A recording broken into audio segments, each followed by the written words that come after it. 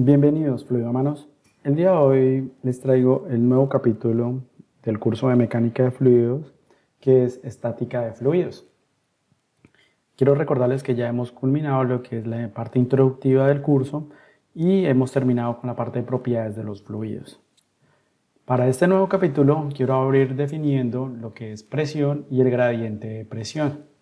Para realizar eso, quiero recordarles que hay un video que es muy útil para entender estos conceptos, y es en la parte introductiva donde definíamos los tipos de fuerza que se puede experimentar un fluido, en el cual nosotros habíamos concluido que existía un escenario donde el elemento podía estar estático o podía estar dinámico, y que la diferencia entre estos dos era que existía una fuerza de rozamiento que se iba a producir cuando existía un movimiento, que traduciendo eso a la parte de fluidos, en el experimento de flujo de Couette, mencionábamos que esa deformación o ese movimiento que daba lugar en un fluido era debido al esfuerzo cortante, que provenía de una fuerza cortante, que a su vez la podíamos relacionar con una fuerza de fricción, precisamente porque cuando hablábamos que se movía esa placa, era por esa fricción que causaba entre el fluido y el sólido. Bueno, para entrar en lugar en este capítulo de estática de fluidos, lo primero que tenemos que preguntarnos es dónde podemos encontrar este tipo de fluidos que se encuentren en reposo o que se encuentren totalmente estáticos. Bueno, hay muchísimos escenarios realmente. Por ejemplo, cuando hay una piscina que no tiene ninguna perturbación por algún nadador. Si miramos un acuario y los peces se encuentran totalmente quietos o no existe nada, simplemente un tanque que almacena agua, también va a estar el fluido totalmente en reposo, y por lo tanto las únicas fuerzas que van a estar presentes pues tiene que ser el peso y una fuerza normal. Una de las grandes aplicaciones que se da para este capítulo de estática de fluidos es el diseño de presas o de diques, sea para la generación de energía o control de inundaciones. También tenemos lo que tiene que ver con almacenamiento de gases. Precisamente estos contenedores deben resistir una determinada presión para evitar que exploten. Lo importante de todo esto es ¿qué es lo que se estudia realmente en estos escenarios? Bueno, lo que más se estudia y lo que más se utiliza son la presión y el gradiente de presión. Son los conceptos básicos para poder comprender estos temas. Para iniciar, lo que vamos a hacer es analizar las fuerzas que se encuentran dentro de una piscina, y he escogido este escenario que tenemos acá, donde tenemos una base, que la definí con la letra B, tenemos lo largo de la piscina y también tenemos una altura que va a ser muy importante en esto, que va a ser una de las variables críticas que vamos a tener que utilizar acá. Para poder hacer estos análisis voy a sacar este elemento cúbico que ustedes están viendo de la piscina, lo voy a sacar de esta parte, y vamos a analizar la fuerza que está ejerciendo respecto a la base, es decir, al área del fondo que se está dando. Y es que todo ese elemento que se está dando está produciendo un peso que debe resistir esa placa que se tiene en el fondo. Y pues como ya sabemos es un vector que va en dirección hacia abajo, y el peso pues ya ustedes conocen la definición, que es igual a masa por gravedad. Como ya les he venido mencionando en muchas de las demostraciones que hemos realizado, sobre todo en la parte de propiedades de los fluidos, es uno de los trucos más importantes para poder derivar o hallar nuevas fórmulas es cambiar algunas variables o poner todas las variables en función de términos geométricos, es decir, que podamos visualizar longitudes, áreas o volúmenes. Y en este caso, como ya lo hemos hecho antes realmente para la masa, podemos hacerlo mediante la densidad y el volumen, donde tenemos que el volumen va a ser el área por la altura. ¿Qué área vamos a utilizar? Bueno, si ustedes miran acá podemos tener muchísimas áreas. Por ejemplo, puede ser H por B, eso es una área, o podemos tener B por L, que vendría siendo otra área. Para comprender cuál es el área que nosotros tenemos que utilizar, debemos nuevamente dirigirnos a la parte introductiva del video sobre los tipos de fuerza. Y en este caso, yo les había comentado que el peso es una fuerza de cuerpo, pero resulta que al estar en contacto con la placa del fondo, es decir, por el área B por L, va a generar una fuerza normal. Y cuando hablamos de fuerzas normales, eso significa que el área debe ser totalmente perpendicular a eso. Por lo tanto, el área que se escoge o que debe ser es B por L. Y si ustedes recuerdan un poco de la propiedad de los fluidos, también tenemos el peso específico, que va a ser la densidad por la gravedad. Pero pues a mí en lo personal me gusta más manejar densidad por gravedad, porque en muchos escenarios la densidad cambia, o cuando tenemos varios tipos de fluidos que no se mezclan, que son inmiscibles, pues es bueno discretizar o tener todas las densidades aparte. Bueno, lo que vamos a hacer ahora es, vamos a empezar a calcular la presión que se está generando en el fondo o en la placa del fondo. Y ustedes ya saben, como lo hemos venido hablando anteriormente, sobre todo en el video introductivo, tenemos que la presión es igual a una fuerza normal que se está dando por un área. Y como esto está en totalmente equilibrio, sabemos que la fuerza normal tiene que ser igual al peso que se está generando. Por lo tanto, tenemos esta nueva fórmula acá. Y como ya lo habíamos mencionado, el área pues va a ser totalmente normal porque estamos hablando de fuerzas normales, es decir, que tiene que ser perpendicular. Ahora, lo que voy a hacer es reemplazar esta parte de la fórmula acá. Cuando realizamos eso, vamos a encontrar que tenemos las dos áreas van a ser totalmente iguales. Eso significa que nuestra nueva fórmula para determinar la presión es igual a la densidad, la gravedad por la altura. Si nosotros consideráramos un solo tipo de fluido donde la temperatura fuera totalmente homogénea, vamos a encontrar que la presión solamente va a variar respecto a la altura. ¿Pero esto qué significa? Bueno, déjenme introducirles este concepto. Cuando ustedes nadan en una piscina hacia el fondo o en el mar, cada vez que se van sumergiendo hacia el fondo, más a la profundidad, sienten mayor presión. Eso se debe a la cantidad de masa de agua que deben estar cargando por encima de ustedes, es decir, todo este peso que se está hablando. Por ejemplo, digamos ahora que yo quiero estimar la presión, no en la parte del fondo, sino a la mitad de mi piscina, es decir, a esta parte que tenemos. Y pues ya sabemos que la altura no va a ser completamente h, sino que va a ser la mitad. Por lo tanto, cuando reemplazamos en la fórmula nos va a quedar de esta manera. Y podemos darnos cuenta que la presión acá es mayor respecto a la que estamos evaluando acá. De hecho, es 2 veces precisamente porque hemos escogido la mitad de la altura. Esto nos surge una nueva pregunta y es, ¿qué debería hacer si deseo conocer la presión del fondo utilizando el anterior dato? Es decir, suponiendo que yo no conozco esta presión, no conozco toda la altura, pero conozco solamente este pedazo, es decir, ¿existe alguna relación entre ellas? ¿Puedo mezclar estas dos fórmulas que tenemos acá? La respuesta es sí. Y para hacer eso lo que vamos a hacer es plantear este escenario acá, donde tenemos la base dibujada como en rojo, tenemos la mitad donde tenemos aquí la lámina en forma verde. Y tenemos separado las dos alturas. Para poder hacer eso, podemos hacer una suma, que es decir, la presión del punto 2, que es del fondo, más la presión del punto 1, más otra presión, densidad por gravedad de altura. Pero ojo, acá puse en rojo esto es precisamente porque la fórmula no es correcta. ¿Por qué no es correcta? Precisamente porque si yo cojo la presión que tengo en este punto y le sumo todo esto que se está acá, lo que estoy haciendo es sumar toda esta columna de acá. Es decir, estoy sumando toda la columna de agua, toda la presión total. Esta debería ser la presión total. Por lo tanto, para poder corregir esta expresión, lo que yo debo hacer es simplemente utilizar solo esta parte que es lo que me hacía falta, es decir, el otro h medios.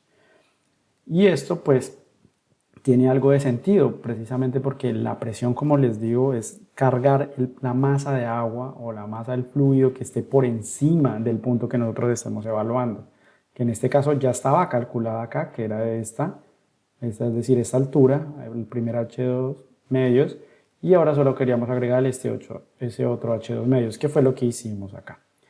Este ejercicio o este leve ejercicio, ¿qué es lo que nos permite concluir? Y es que la presión es una suma entre dos puntos de referencia. Es decir, que si nosotros queremos calcular una presión, debemos sí o sí conocer dos puntos de referencia. Pero eso lo vamos a profundizar un poco más adelante. Antes de eso, lo que quiero es mostrarles qué sucede con la presión atmosférica. Es decir, hemos hablado sobre la presión en fluidos, pero también escuchamos mucho sobre la presión atmosférica. Bueno, si volvemos al mismo elemento, a la misma piscina, vamos a notar que la presión atmosférica se encuentra ahí, precisamente porque el agua que escogimos como fluido para analizar está en contacto con el aire y podríamos hacer exactamente el mismo análisis imaginando un volumen de control de esta forma, como si el aire estuviera aquí atrapado, también ejerce un peso sobre el agua y también está contribuyendo a aumentar la presión. Sin embargo, lo que sucede es que en muchas referencias, en muchos cálculos de diseño se toma que la presión atmosférica es constante y su equivalencia es a una atmósfera. ¿Por qué se toma que es constante? Porque la variación que se da, por ejemplo, en 5 metros de profundidad no es mucha, es del orden de por 10 a la menos 3. Y por esa razón, pues, se prefiere considerar que es totalmente constante. Sin embargo, no lo es. Y dependiendo del escenario, es muy importante tener esto en claro. Es decir, si hay columnas de estratificación, es decir, si cambian de temperatura drásticamente, si hay otros tipos de energía, que eso lo vamos a ir viendo más adelante, etc. Bueno, volviendo al concepto de que la presión es una suma entre dos puntos de referencia, déjenme profundizar un poco más de eso y teniendo en cuenta la presión atmosférica. Para hacer ese ejercicio, lo que vamos a hacer es plantear este escenario. Ya sabemos que lo que se encuentra en azul es nuestro elemento de agua, es decir, el fluido de la piscina. Tenemos en gris lo que es la parte del aire que va a corresponder a la presión atmosférica y ya sabemos que la vamos a utilizar constante.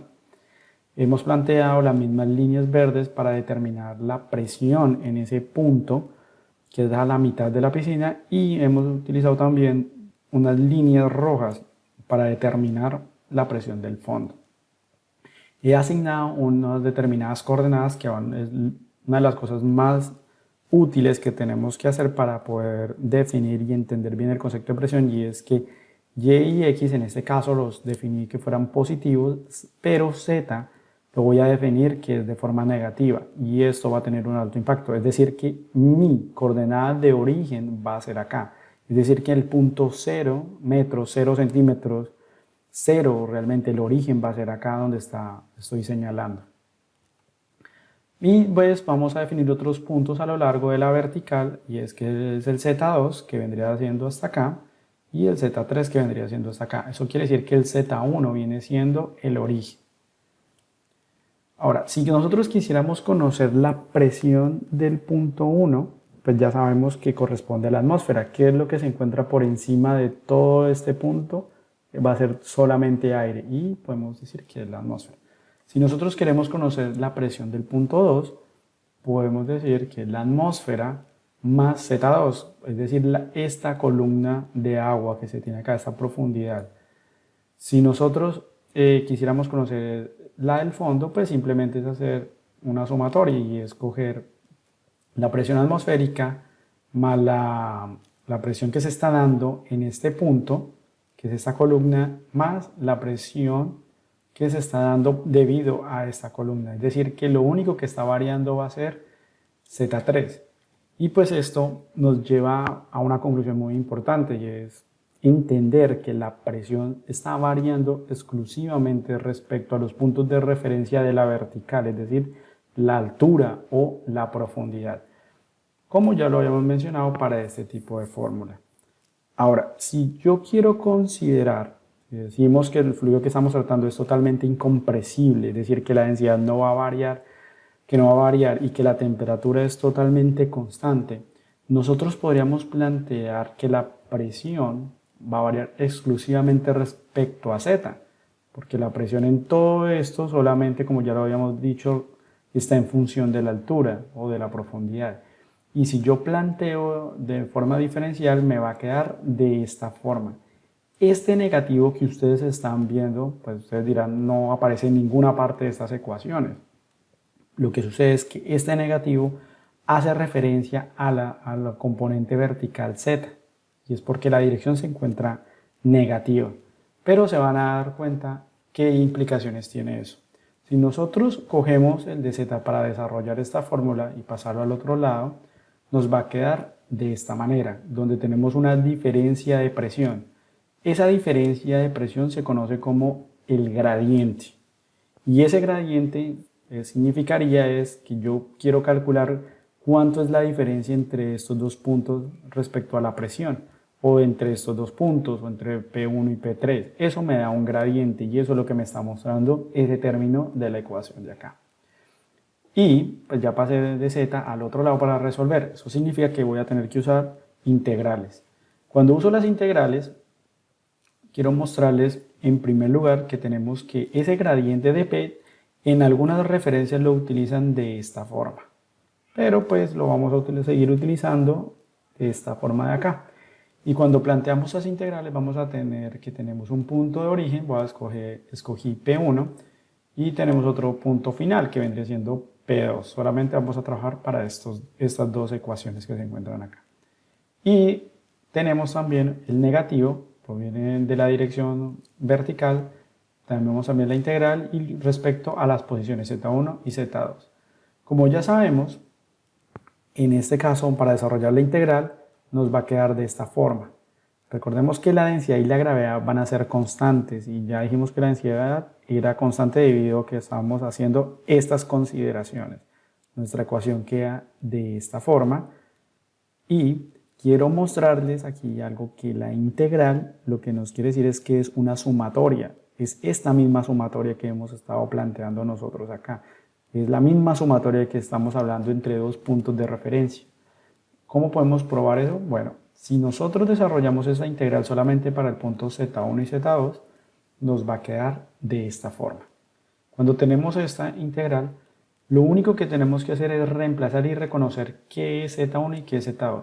Si miramos qué es Z1, Z1 se encuentra en este punto y de acuerdo a la referencia que he determinado, Z1 tiene que ser 0 porque es el origen. Eso significa que se va a cancelar. Y Z2, lo que sí sabemos es que se encuentra por debajo del origen, es decir, que debe ser negativo. Por lo tanto, entonces, Z2 nos va a quedar de esta forma.